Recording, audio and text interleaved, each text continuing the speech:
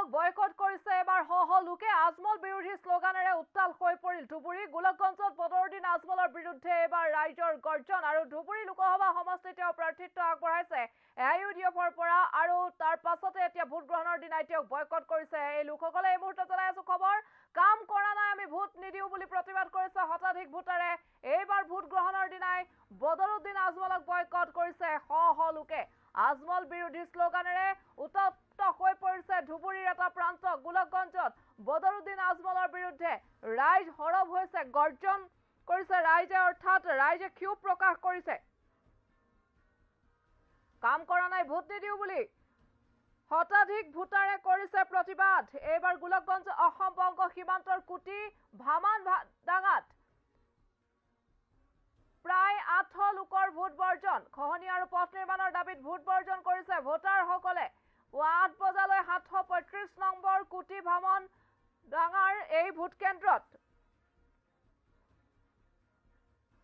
এটাও ভোট নপৰিল অৰ্থাৎ 59 নং পোলিং ষ্টেচনত এটাও ভোট নপৰিল আৰু ৰাইজে এতিয়া প্ৰতিবাদ সাব্যস্ত কৰিছে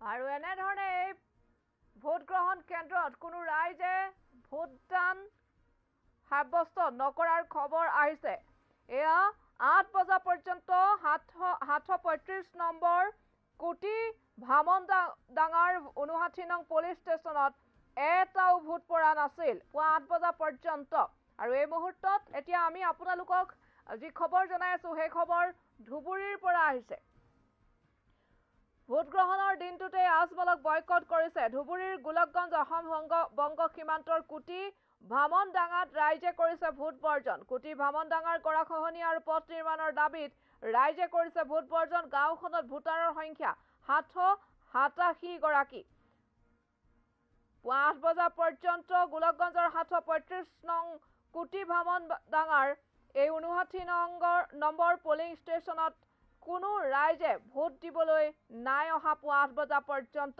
কাৰণ 787 গৰাকী ভোটাৰ আছে যদিও গাঁওখনত তেওঁলোকে ভোট বৰ্জন কৰিছে এই সিদ্ধান্ত তেওঁলোকে লৈছে কাৰণ গৰাখহনি আৰু পথ নিৰ্মাণৰ দাবীৰে তেওঁলোকে ভোট বৰ্জন কৰিছে গাঁওখনত ৰাইদাক নদীৰ গৰাখহনিয়াৰ স্থায়ী সমাধান আৰু গাঁওখনৰ মূল পথটো পকীকৰণৰ দাবীত ভোট বৰ্জন কৰিছে ৰাইজে 787 গৰাকী ভোটাৰে ভোট বৰ্জন কৰিছে এজনো ভোটাৰ ভোট কেন্দ্ৰত উপস্থিত হোৱা নাই ভোট বৰ্জন কৰি ভোটাৰ ৰাইজে কেন্দ্ৰটোৰ বাহিৰতে ৰৈ থকা পৰিলক্ষিত হৈছে আৰু তেওঁলোকে প্ৰতিবাদ সাব্যস্ত কৰিছে এয়া আজমলক বয়কট কৰিছে এফালে ধুবুৰী লোকসভা সমষ্টিত বিজেপি মিত্ৰজোঁটৰ প্ৰাৰ্থী এজিপি প্ৰাৰ্থী এগৰাকীয়ে প্ৰাৰ্থিত্ব আগবঢ়াইছে কংগ্ৰেছৰ পৰা ৰকিবুল হুছেইনে প্ৰাৰ্থিত্ব আগবঢ়াইছে আৰু এআইইউডিএফৰ পৰা ধুবুৰী লোকসভা সমষ্টিৰ বাবে বদৰুদ্দিন আজমলে প্ৰাৰ্থিত্ব আগবঢ়াইছে বিভিন্ন সময়ত এটা কথা সচৰাচৰ দেখি অহা গৈছে যে ধুবুৰী লোকসভা সমষ্টিত বিভিন্ন সময়ত আমি লোকসভা নিৰ্বাচনৰ সময়ছোৱাত আমি যদি মন কৰোঁ হেয়া আজমলে বদৰুদ্দিন আজমল বা এআইইউডিএফে গাড়ী দখল কৰি আহিছে আৰু ঠিক তেনেধৰণে এইবাৰো আজমলে জয়ী হ'ব বুলি এআইইউডিএফৰ পৰা তেওঁলোকে নিশ্চিত তেওঁলোকে 100% গ্যাৰান্টি দিছে যে তেওঁলোকে জয়ী হ'ব আনহাতে কংগ্ৰেছৰ প্ৰাৰ্থী ৰকিবুল হুছেইনৰ ফালৰ পৰাও বা তেওঁৰ দলৰ ফালৰ পৰাও দেখিবলৈ পোৱা গৈছে যে তেওঁ প্ৰচাৰৰ সময়ত যথেষ্ট লোকৰ জনসমাগম হৈছিল বা যথেষ্ট লোকে নিৰ্বাচনৰ প্ৰচাৰৰ বাবে ওলাই আহিছিল, জনসাধাৰণৰ সমৰ্থন যথেষ্ট লাভ কৰা পৰিলক্ষিত হৈছিল। আৰু বিভিন্নজনে কৈছে বা কংগ্ৰেছৰ ফালৰ পৰা কোৱা কৈছে যে বিৰোধী ঐক্য মঞ্চৰ প্ৰাৰ্থী বা কংগ্ৰেছৰ প্ৰাৰ্থী ৰকিবুল হুছেইনে ধুবুৰী লোকসভা সমষ্টিত বিজয় সাব্যস্ত লাভ কৰিব। আৰু তাৰ লগতে এজিপিৰ প্ৰাৰ্থীগৰাকী যিগৰাকীক প্ৰাৰ্থিত্ব আগবঢ়াইছে আৰু এতিয়া কোৱা হৈছে যে যিহেতুকে বিজেপি মিত্ৰজোঁটৰ দল এজিপি আৰু তেওঁলোকে জয়ী হ'ব বুলি বিজেপিৰ ফালৰ পৰা এজিপিৰ ফালৰ পৰা তেওঁলোকে গ্যাৰাণ্টি দিছে। এতিয়া তিনিওগৰাকীৰ ভিতৰত তুমুল প্ৰতিদ্বন্দ্বিতা হোৱাৰ সম্ভাৱনা অধিক আছে। অধিকাংশই কৈছে যে ধুবুৰী লোকসভা সমষ্টিত AIUDFে গাদী যি দখল কৰি আহিছে সেয়া পুনৰ অব্যাহত থাকিব। AIUDFৰ দুৰ্গ কোনেও খহাব নোৱাৰে, এনেধৰণৰ কথা বিভিন্নজনে কোৱাৰ সময়ছোৱাত এতিয়া নিৰ্বাচনৰ দিনটোত এতিয়া হাতসৰু অধিক লোকে ভোট বৰ্জন কৰিছে। এটা পৰিতাপৰ বিষয় হয় এয়া AIUDFৰ বাবে বা তেওঁলোকৰ প্ৰাৰ্থী মৌলানা বদৰুদ্দিন আজমলৰ বাবে এটা নেতিবাচক দিশ বুলি ক'ব পাৰি। যিহেতুকে আজি ভোট গ্ৰহণ আৰু আজিৰ দিনটোতে যদি এনে এটা পৰিস্থিতিৰ সৃষ্টি হয় তেন্তে কিছু ইয়াতে নেতিবাচক দিশ বা নেতিবাচক ইংগিত দেখিবলৈ যেন পোৱা গৈছে। আৰু ৰকিবুল হুছেইন যিগৰাকী কংগ্ৰেছৰ প্ৰাৰ্থী তেওঁ এই নিৰ্বাচনৰ প্ৰচাৰৰ সময়ছোৱাত ধুবুৰীত যথেষ্ট লোকৰ সমৰ্থন পোৱা বুলিও তেওঁলোকৰ ফালৰ পৰা মন্তব্য প্ৰকাশ কৰিছে আৰু ধুবুৰীত তেওঁ জয়ী হ'ব বুলি তেওঁ নিশ্চিন্ত হৈ আছে বুলিও কংগ্ৰেছৰ ফালৰ পৰা উল্লেখ কৰা হৈছে। আৰু এজিপি প্ৰাৰ্থীগৰাকীৰ কথাও কোৱা হৈছে যে এবাৰ তাত এগৰাকী প্ৰাৰ্থী বিজেপি মিত্ৰজোঁটৰ প্ৰাৰ্থীগৰাকীয়ে জয়ী হ'ব বুলি কোৱা হৈছে। কিন্তু সময়ে ক'ব 4 জুনত গম পোৱা যাব AIUDFৰ দুৰ্গ খহাবলৈ সক্ষম হয় নে নহয় শাসকীয় পক্ষ নাইবা বিৰোধী ঐক্য মঞ্চ। এতিয়া কোন জয়ী হয় সেয়া সময়ে ক'ব। AIUDFক লৈ এতিয়া ৰাইজ অধিকভাৱে ক্ষোভিত হৈছে। এয়া ধুবুৰী লোকসভা সমষ্টিৰ দৃশ্য। ভোটগ্ৰহণৰ দিনাই বদৰুদ্দিন আজমলক বয়কট কৰিছে লোকে। আজমল বিৰোধী শ্লোগানেৰে উত্তাল হৈ পৰিছে ধুবুৰী। গোলকগঞ্জত বদৰুদ্দিন আজমলৰ বিৰুদ্ধে ৰাইজৰ গৰ্জন, কাম কৰা নাই আমি ভোট নিদিওঁ বুলি প্ৰতিবাদ সাব্যস্ত কৰিছে ভোটাৰে। গোলকগঞ্জ অসম বংগ সীমান্তৰ কুটি ভামানডাঙ্গাত প্ৰায় 800 লোকৰ ভোট বৰ্জন। কাম কৰা নাই তেওঁলোকে, তাৰ বাবে ভোট নিদিয়া আজমলক এনেধৰণে তেওঁলোকে কৈছে। খহনীয়া আৰু পথ নিৰ্মাণৰ দাবীত তেওঁলোকে ভোট বৰ্জন কৰিছে। 8 বজা পৰ্যন্ত 735 নং কুটি ভামনভাঙাৰ 59 নং পলিং ষ্টেচনত এটাও ভোট নপৰিল। 787 গৰাকী ভোটাৰ আছিল গাঁওখনত, কিন্তু তেওঁলোকে ভোটদান সাব্যস্ত নকৰা দেখিবলৈ পোৱা গৈছে।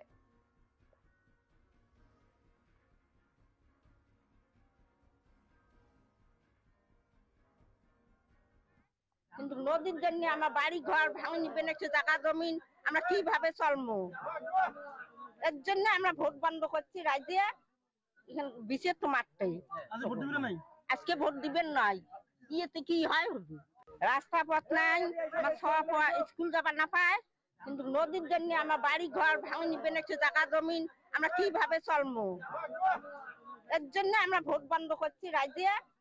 এখানে বিশেষ তো মারতেই আজকে ভোট দিবেন নাই, ইয়েতে কি হয়?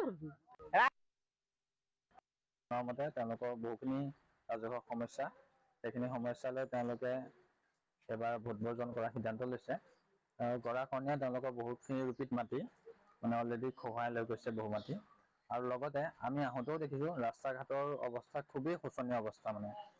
আমি আহোঁতেও বহুত সময় লাগিছে, বহু কিলোমিটাৰ ৰাস্তা আমি বহুত ভঙা চিঙা ৰাস্তাৰে আহিব লগা হৈছে। ভোটাৰ আছে আমাৰ ইয়াতে 787 জন। এইটো ভোট কেন্দ্ৰৰ নাম? ভোট কেন্দ্ৰ হ'ল আমাৰ 59 নং ভোট কেন্দ্ৰ, আৰু ইয়াৰ নাম হৈছে 735 নং কুটি বামনডাঙ্গা LP স্কুল। এতিয়ালৈকে এজনো অহা নাই, আনকি পুলিং এজেণ্টো অহা নাই। কোনো দলৰে এজনো পুলিং এজেণ্ট অহা নাই।